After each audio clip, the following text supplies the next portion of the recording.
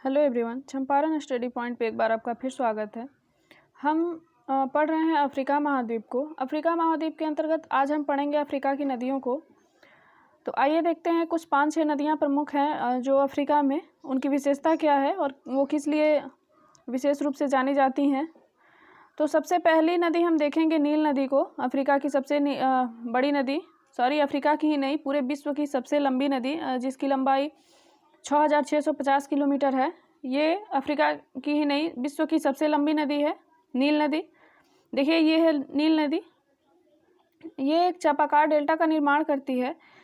मैंने बताया था कि नदियाँ जब हम पढ़ते हैं तो वो नदियाँ कई नदियों को अपने साथ अपनी सहायक नदियाँ बनाती हैं और कई प्रकार के डेल्टा का निर्माण करती हैं, और उसे हम टोपोग्राफी में पढ़ते हैं। इसलिए इन नदियों को जानना ज़रूरी होता है, क्योंकि जब हम टोपोग्राफी पढ़ेंगे या जब नदियों द्वारा निर्मित जो भी स्थलाकृतियाँ हैं उन्हें पढ़ेंगे, तो वहाँ हम जब विभिन्न नदियों का नाम सुनेंगे तो फिर हमें मैपिंग की ज़रूरत पड़ेगी। इसलिए हम इस मैप को पहले ही कंप्लीट कर रहे हैं, ताकि जब हम जियोग्राफी पढ़ें, टोपोग्राफी या फिर जियोमॉर्फोलॉजी पढ़ें, तो जब भी कोई नदियों का नाम आए वहाँ इस तरह की, तो हमें कवर करने में दिक्कत ना हो।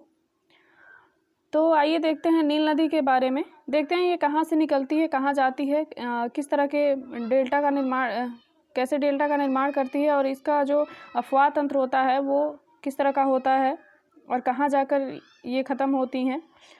तो देखिए नील नदी जो है ये शुरू से ही नील नदी इसका नाम नहीं है। दो नदियों का एक संगम है। जब दो नदियों का एक संगम होता है, वहाँ से एक धारा निकलती है, उसे नील नदी के नाम से जाना जाता है। जैसे हमने पढ़ा था गंगा में, जब हम एशिया का मैप कंप्लीट कर रहे थे, उस समय हमने पढ़ा था ब्रह्मपुत्र नदी के बारे में। जब ब्रह्मपुत्र नदी तिब्बत के पठार से निकलती है तो उसे सांगपो के नाम से जाना जाता है तिब्बत वाले क्षेत्र में। फिर वो जब अरुणाचल प्रदेश में हमारे भारत में प्रवेश करती है तो वहाँ हम भारतवासी उसे ब्रह्मपुत्र कहते हैं। और जब फिर वो भारत से होते हुए बांग्लादेश में प्रवेश करती है, तो जब वो गंगा से मिल के, तो जब बांग्लादेश में प्रवेश करती है तो उसे जमुना के नाम से हम जानते हैं, उसी ब्रह्मपुत्र नदी को। और फिर जब गंगा से मिल के गंगा और वो जमुना यानी कि ब्रह्मपुत्र की संयुक्त धारा जब एक साथ प्रवाहित होती है तो उसे हम पद्मा के नाम से जानते हैं। तो आप देख सकते हैं ब्रह्मपुत्र नदी का एक ही ब्रह्मपुत्र नदी के क्षेत्र के हिसाब से कई नाम बदलते हैं। फिर जब वो गंगा से मिलकर उसकी संयुक्त धारा एक साथ प्रवाहित होती है तो उसे हम पद्मा के नाम से जानते हैं। उसी तरह कुछ इस नील नदी का भी इतिहास है। आइए देखते हैं। देखिए ये है नील नदी। ये लंबी सी नदी आप ब्लू कलर का जो देख रहे हैं ये है नील नदी। और देखिए ये पहले किन दो नदियों के संगम से इनकी उत्पत्ति होती है और कहाँ से हम इसे नील नदी कहना प्रारंभ करते हैं। तो सबसे पहले ये देखिए इथोपिया की उच्च भूमि है। मैंने पर्वतों को कंप्लीट करा दिया है। मैंने बहुत बार बताया भी है कि जब भी आप नदियों को पढ़ें तो नदियों से पहले पर्वतों और पठारों को कंप्लीट कर लें, क्योंकि बहुत सारी नदियां हैं जो किसी पर्वत से ही निकलती हैं, पठार से निकलती हैं, उच्च भूमि से निकलती हैं, ग्लेशियर से भी निकलती हैं। तो ये जो ग्लेशियर होते हैं पर्वतों के शिखर पे ही होते हैं। तो इसलिए पहले पर्वतों को कंप्लीट करना ज़रूरी है, ताकि हम लोकेट कर पाएँ कि ये नदियाँ किन पर्वतों से निकल रही हैं और वो पर्वत कहाँ स्थित हैं। तो हमने अफ्रीका का जो भी पर्वत और पठार मरुस्थल वाला भाग है उसे कंप्लीट करा दिया है। आप मेरे प्लेलिस्ट में चेक कर सकते हैं, वो वीडियो वहाँ अवेलेबल है, आप वहाँ उसे देख सकते हैं। तो देखिए ये है इथोपिया की उच्च भूमि, यहाँ देख सकते हैं आप, ये है इथोपिया की उच्च भूमि। तो इथोपिया की उच्च भूमि में यहाँ एक झील है। झील वाला मैंने अभी पार्ट कंप्लीट नहीं करवाया है, इसके बाद मैं झील वाला ही पार्ट कंप्लीट कराऊंगी। तो देखिए अफ्रीका, ये है इथोपिया का उच्च भूमि, और ये है विक्टोरिया झील। ये देख सकते हैं, ये है विक्टोरिया झील। ये जो रिफ्ट घाटी वाला भ्रंश है ये पश्चिमी भ्रंश है, और यहाँ से सोमालिया को एक पूर्वी भ्रंश द्वारा इथोपिया दो भागों में बढ़ जाता है। तो ये है पूर्वी भ्रंश। दोनों भ्रंशों के बीच में एक झील है, विक्टोरिया झील। तो ये है विक्टोरिया झील, और ये है इथोपिया की उच्च भूमि का टाना झील। तो देखिए सिर्फ नील नदी का संबंध यहाँ इथोपिया के टाना झील से ही नहीं बल्कि विक्टोरिया झील से भी है, क्योंकि जो पहले नील नदी शुरू से ही मैंने बताया कि नील नदी नहीं कही जाती है। यहाँ से यहाँ जो ये टाना झील है, ये छोटा सा आप देख रहे हैं टाना झील इथोपिया की उच्च भूमि पर, यहाँ से एक निकलती है ब्लू नील नदी। देखिए यहाँ से ये निकल रही है ब्लू नील, इसे कहते हैं ब्लू नील नदी। और ये जो विक्टोरिया झील है ये पश्चिमी भ्रंश पश्चिमी रिफ्ट वैली से, और ये है ईस्ट रिफ्ट वैली, ये देख रहे हैं आप, इसके बीच है विक्टोरिया झील। तो ये जो विक्टोरिया झील है यहाँ से एक नदी निकल रही है श्वेत नील, वाइट नील नदी, ये देख रहे हैं आप। तो यहाँ से एक नदी निकल रही है श्वेत नील नदी, और यहाँ इथोपिया के ये टाना झील है, ये टाना झील से एक नदी निकल रही है ब्लू नील नदी। तो ये ब्लू नील नदी और ये वाइट नील नदी यहाँ संगम बनाती हैं सूडान में, देखिए। और इसी संगम पर एक महत्वपूर्ण शहर स्थित है जिसे खार्तूम के नाम से जानते हैं, और ये खार्तूम जो है ये सूडान की राजधानी भी है। मैंने अफ्रीका का पॉलिटिकल मैप भी कवर करा दिया है, आप उसे देख सकते हैं। उसमें पूरे अफ्रीका में जितने भी देश हैं उनको और उनके राजधानियों को मैंने वहाँ कंप्लीट कराया है कई भागों में बांटकर। तो इससे पहले फिजिकल मैप को देखने से पहले आप उस पॉलिटिकल मैप को ज़रूर देखिए। तो यहाँ से निकलती है ब्लू नील, और यहाँ से निकलती है विक्टोरिया झील से निकलती है श्वेत नील नदी, और ये टाना झील से निकलती है ब्लू नील नदी। और इसका जो संगम है यहाँ पर एक बहुत महत्वपूर्ण शहर स्थित है खार्तूम, जो सूडान की राजधानी है। और देखिए ये जो संगम है और यहाँ से जो धारा प्रवाहित होती है यही मुख्य रूप से नील नदी के नाम से जानी जाती है। और ये नील नदी ये इजिप्ट होते हुए जाकर वहाँ भूमध्य सागर में, आप देख सकते हैं कि ये अफ्रीका जो कॉन्टिनेंट है इसके उत्तर में, और यूरोप कॉन्टिनेंट है उसके दक्षिण में भूमध्य सागर है, बहुत बड़ा सागर है। तो ये इजिप्ट होते हुए भूमध्य सागर में जाकर गिरती है और वहाँ बहुत बड़े डेल्टा का निर्माण करती है, जिसे नील नदी की डेल्टा के नाम से जानते हैं। तो आइए देखते हैं यहाँ कौन कौन से शहर स्थित हैं। तो यहाँ हमने देखा विक्टोरिया झील, विक्टोरिया झील से श्वेत नील नदी निकलती है। और यहाँ हमने देखा टाना झील, इथोपिया के उच्च भूमि पर टाना झील से निकलती है ब्लू नील नदी, और विक्टोरिया झील से निकलती है श्वेत नील नदी। यहाँ इसका संगम होता है जो खार्तूम शहर के नाम से जाना जाता है, सूडान की राजधानी है। और यहाँ से इसकी संयुक्त धारा नील नदी के नाम से जानी जाती है। और ये नील नदी यहाँ आप देख रहे हैं ये है मेडिटेरेनियन सी, और यहाँ जाकर अपना जल गिराती है और एक बहुत बड़े डेल्टा का निर्माण करती है। और मैंने बताया था कि नील नदी विश्व की सबसे लंबी नदी है, जिसकी लंबाई है 6650 किलोमीटर। देखिए ये जो मिस्र है, ये इजिप्ट को मिस्र भी कहते हैं, हम मिस्र के नाम से जाने जाते हैं, मिस्र के नाम से भी जानते हैं। तो ये जो इजिप्ट है ये नील नदी का देन कहा जाता है, मिस्र को हम नील नदी की देन कहते हैं। तो कई बार सवाल पूछा जा चुका है कि किस शहर को नील नदी की देन कहते हैं, तो मिस्र जो देश है उसको नील नदी की देन कहा जाता है। अब देखिए इस पर कुछ बांध बनाए गए हैं, आइए जानते हैं उन बांधों के बारे में। तो सबसे पहले एक है सूडान में नील नदी पर अवस्थित ही बांध, सेनार बांध। देखिए ये सूडान जो है, ये सूडान पर एक नील नदी के ऊपर एक बांध बनाया गया है जिसे सेनार बांध कहते हैं। देखिए ये ब्लू नील, ये है ब्लू नील और ये है वाइट नील। तो ये ब्लू नील में ही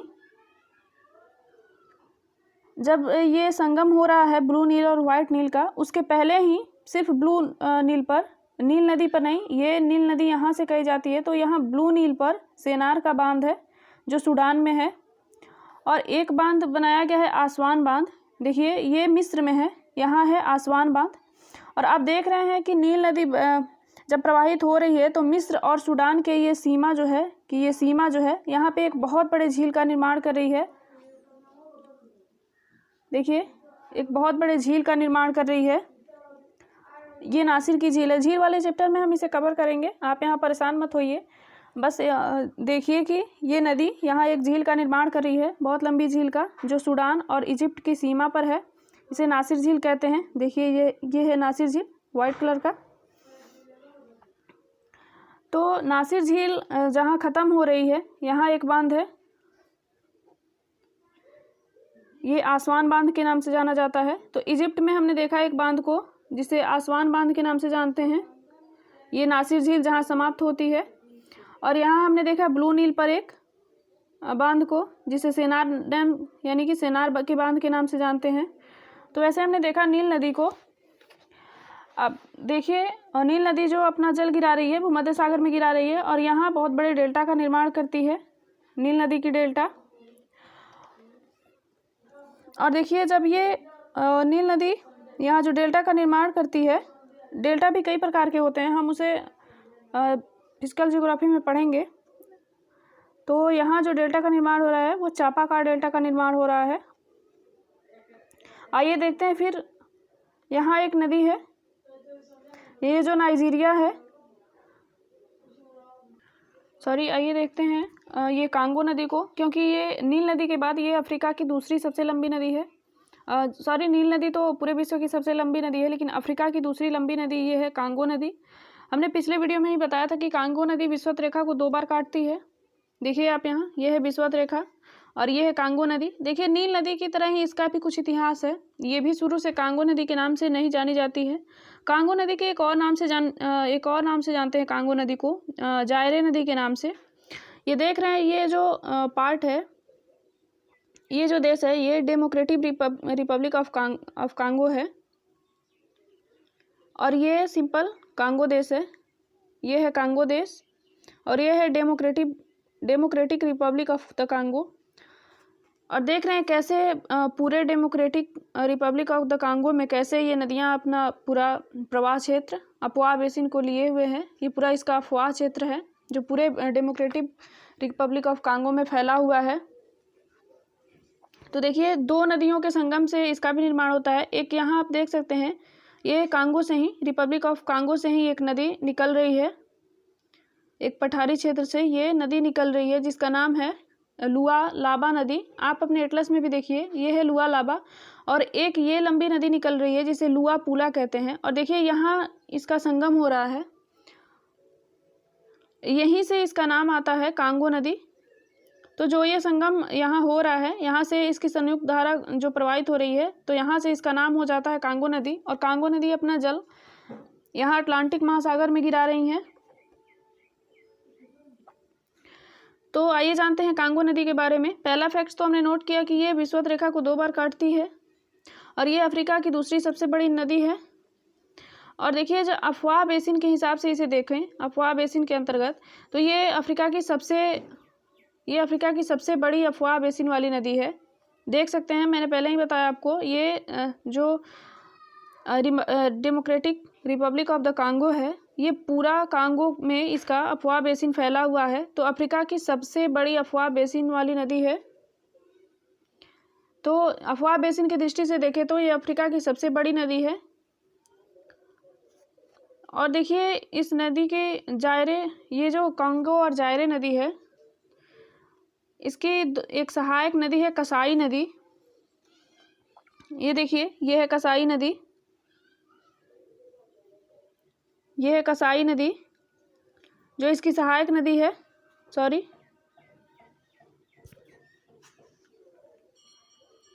ये है कसाई नदी, ये इसकी सहायक नदी है कसाई नदी। जो विश्व में जो हीरे का व्यापार होता है उसका आधा भाग कसाई नदी के बेसिन से ही प्राप्त होता है, ये कसाई नदी के बेसिन से ही। और देखिए यहाँ जायरे नदी पर ही एक अवस्थित बहुत ही महत्वपूर्ण बांध है, इनगा बांध, जिसे इनगा बांध के नाम से जानते हैं। और जो भी इस नदी के किनारे शहर अवस्थित हैं, जब हम शहर वाला पार्ट कवर करेंगे सभी देशों के महत्वपूर्ण शहरों को, वहाँ हम देखेंगे। इसलिए तो पहले हम नदियों को देख रहे हैं ताकि वहाँ नदियों को देखने में और नदियों की विशेषता को जानने में ज़्यादा दिक्कत ना हो। तो इस तरह दूसरा हमने सबसे लंबी नदी देखा कांगो नदी को, वो अफ्रीका की दूसरी सबसे लंबी नदी है। और अफवाह बेसिन के दृष्टिकोण से देखा जाए तो ये अफ्रीका की सबसे बड़ी अफवाह बेसिन वाली नदी है।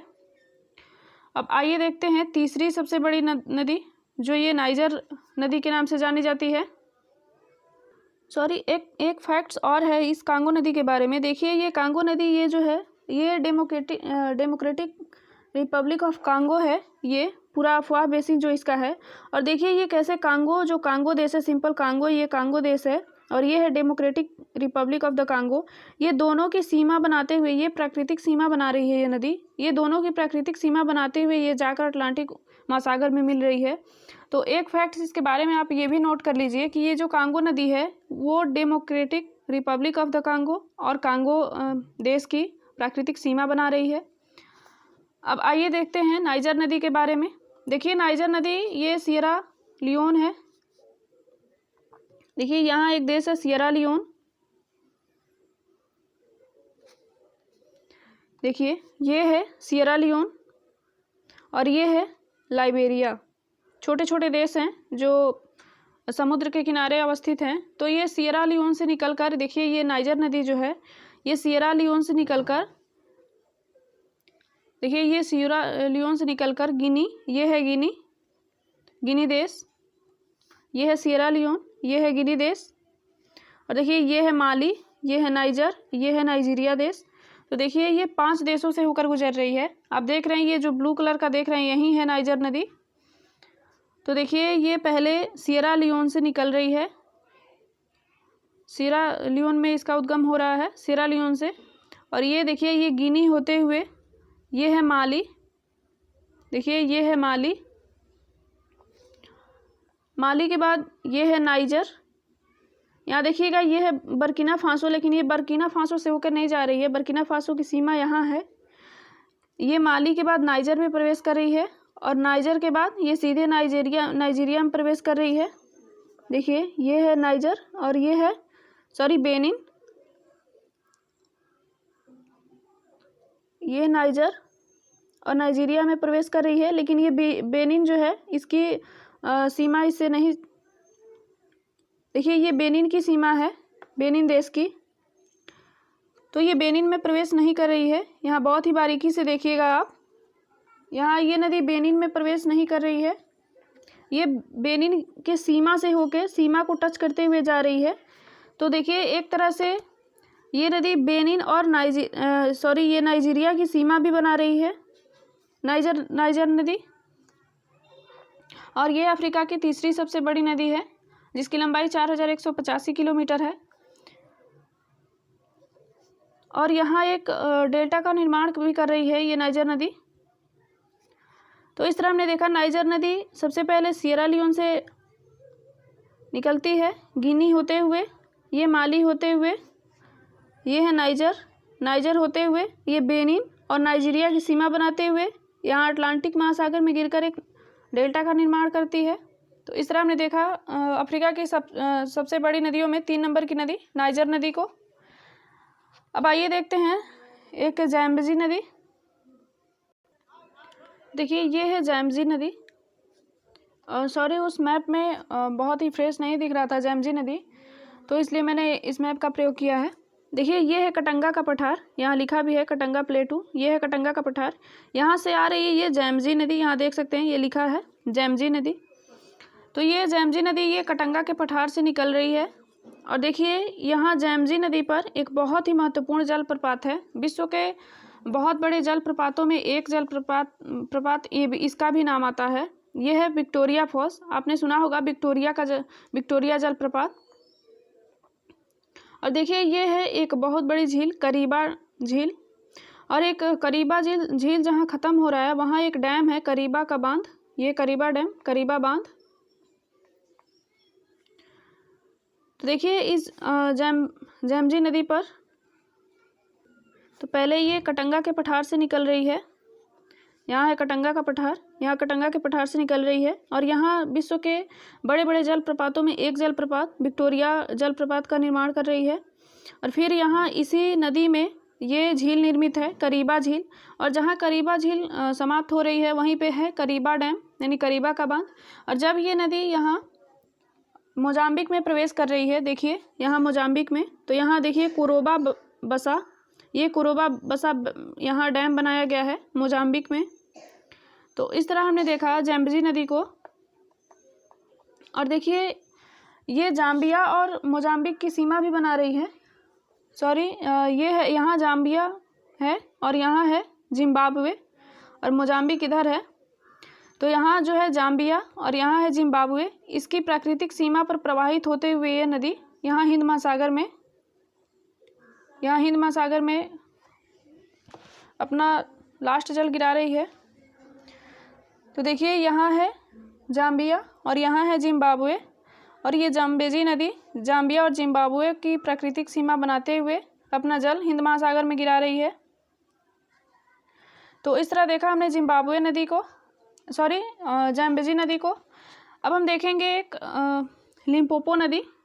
लिम्पोपो नदी के बारे में मैंने इसके पहले वीडियो में भी बताया है, क्योंकि ये जो लिम्पोपो नदी है, जैसे कांगो नदी विषुवत रेखा को 2 बार काटती है, वैसे ही लिम्पोपो नदी भी मकर रेखा को 2 बार काट रही है। देखिए यहाँ ये है लिम्पोपो नदी, ये है लिम्पोपो नदी, ये एक हाईवेल्ड पठार से निकलकर देखिए ये है लिम्पोपो, और ये है मकर रेखा, देख रहे हैं आप 23.5 डिग्री और 0 डिग्री से साउथ में।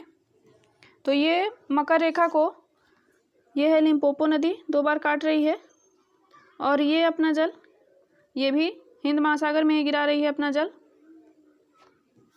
इसकी एक सहायक नदी है महत्वपूर्ण,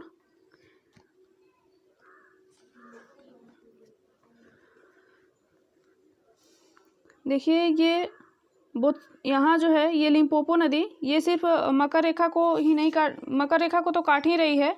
और देखिए ये जो दक्षिण अफ्रीका है, साउथ अफ्रीका और बोत्सवाना यहाँ है, ये सब ये जो है ये साउथ अफ्रीका है, और यहाँ से मोजाम्बिक शुरू हो रहा है, और यहाँ जो है बोत्सवाना,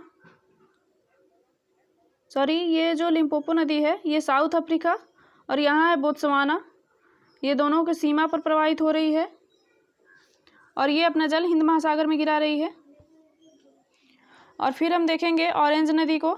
देखिए ऑरेंज नदी, मैंने पर्वत वाला जो वीडियो है उसमें मैंने बताया है ड्रैकेंसबर्ग पर्वत, देखिए यहाँ है ड्रैकेंसबर्ग पर्वत, ये है।